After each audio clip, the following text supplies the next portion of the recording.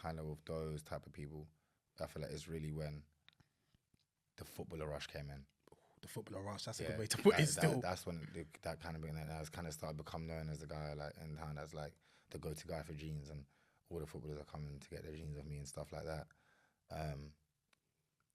And I feel that, years later, once I kind of became comfortable, like that became my reality. That's just who I was. Like, it doesn't feel mad now when so-and-so messages me. It's just kind of, like, oh, he's messaging me. Oh, he's messaging me. He wants it. Like, you know what I mean? It's kind of like my normal reality now. Is when I realized that I was so influential and I was literally leading the way, and I was leading the culture. And at this point, because of that, now biters are coming out. And there's now starting to be brands copying me.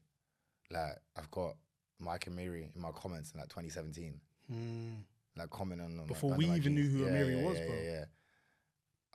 I'm linking Offset at the airport, and he's like, yo, I was telling Amiri, like, Amiri just did some jeans with some glitter patches on his thing. I was like, yo, like, that was my man's did it or whatever like that. And then also like biters in the UK that were like coming along and had no type of respect or even real interest in this source that I've been tapping into, which is like this real like punk culture, and like Saint Laurent and Hedi Slimane and the rock and roll look and all of that type of shit. Because you think I'm wearing like Saint Laurent boots, I'm wearing Wyatt boots with fucking skinny jeans and shit like that, and Milton Keynes and shit. Like, I'm really doing this shit. Like, I'm putting up in parties Saint Laurent biker jeans. Like I'm really like that.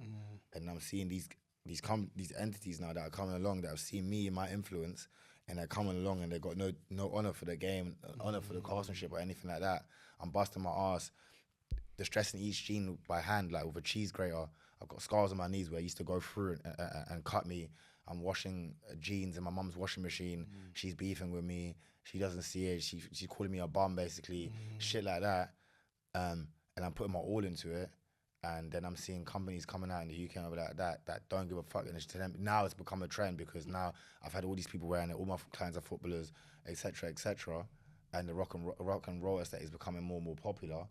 But what I'm starting to realize now is that there's these biters biting my shit, making it in China and selling it for like less than half the price. Yeah. And what I then came to realize was that all the influence that I have and all the things that I've done, my business standpoint and my finances don't match it. You're thinking, bruv, if these big companies or whatever are literally biting my shit making millions, then I should be a billionaire. Do you know what I'm trying to say? So, yeah, that's what it was. It was like my buyers are benefiting off my work way more than me. How did you deal with that mentally? It was fucking me up. It was really fucking me up, because I'm trying to make things happen and I'm not really making enough money to sustain myself. And at the same time, fashion, like, you need to front a lot of money. You need to, like, even the next wave that you're about to do, you kind of need to be putting things into it whilst your current wave is going on. And that just wasn't possible for me, because, like I said, it was much more niche than it is now, where everyone and their dog's into fashion. Back then, everyone else was just kind of normal. And it was very difficult for me, because people see me doing crazy things and I'm like this elusive guy that people don't really know even where I'm from. A lot of people at the time think I'm from, because I'm not even in London. I'm in Milton Keynes. I'm doing all this greatness from Milton Keynes. So people don't even see me. Don't even see me, nothing like that. And like I said, like, I'm doing things, like I said, meeting young folk, like things that people haven't even heard of, but I just barely have anything. I barely have anything. And like I said, I'm not in a position where I can even, like I said, protect my work. Like, start suing people. And even like I said, and then on top of that, I haven't even got enough to, like I said, to pivot and be like, oh, all right, you lot take that, then watch me do this now. How I would now. You know what I mean? It's way different now. Like, the buyers come, but I have my own factory. I have whatever that is. I'm like, I'll be laughing. I'm like, okay, cool, watch. Like, what do I do? I'm gonna do this today. Not even what I'm saying. And you will see. You know what I mean? But I didn't have that privilege back then, and it was just really, it was hurting me. It was very it was wearing down on my mental a lot. Like, I felt like an imposter.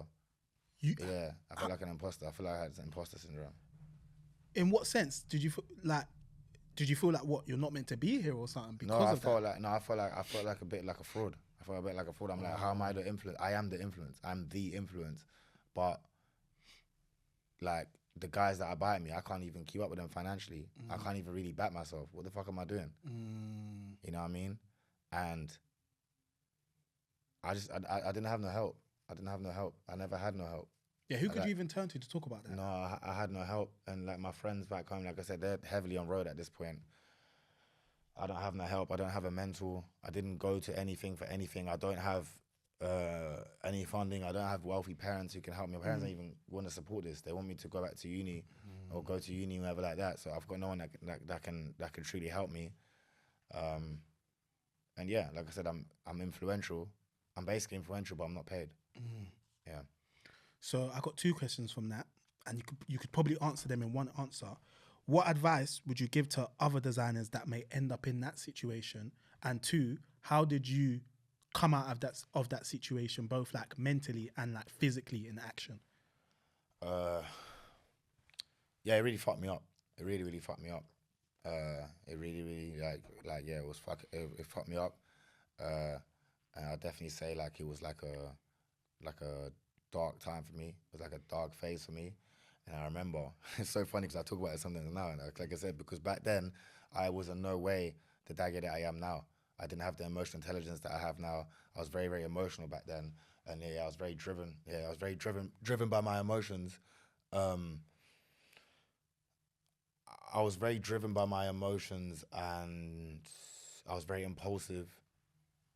So I remember the feeling and like all of that, what that was doing to my mental and like how I was like kind of dealing with all of that. I remember one day I was just like, all right, fuck it, I'm just shutting it down. Not even I'm gonna sell the business or I'm gonna do all that. I was like, I'm just stopping, and I just stopped.